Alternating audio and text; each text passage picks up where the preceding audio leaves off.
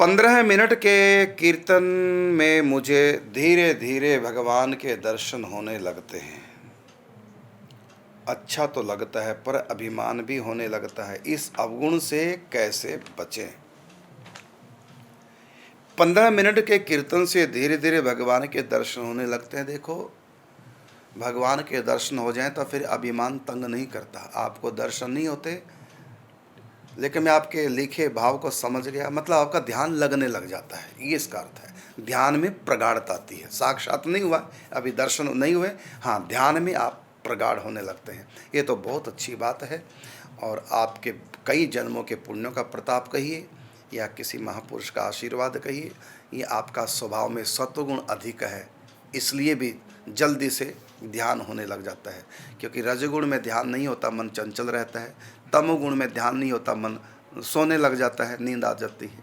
सत्वगुण में ही ध्यान में प्रगाढ़ता आने लगती है। तो दर्शन तो नहीं, क्योंकि दर्शन होंगे फिर अभिमान तंग नहीं करता। आप तो कहते हैं अभिमान भी तंग करता है, इसका मतलब दर्शन नहीं, वो आपके ध्यान की प्रगाढ़ता। और ये बहुत अच्छी बात है, बड़ी कृपा। रही बात अभिमान की, तो आप किसी को बताइए मत क्यों होगा अभिमान।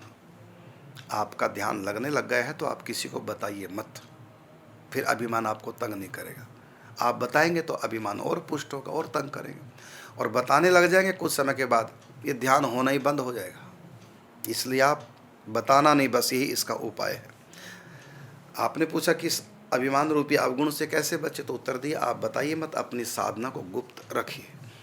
गुप्त अकाम निरंतर ध्यान सहित सानंद, आदर युत जपते तुरंत पावत परमानंद। आनंद आने लग जाता है। यदि 6 बातें हमारे भजन कीर्तन में हैं, कौन सी?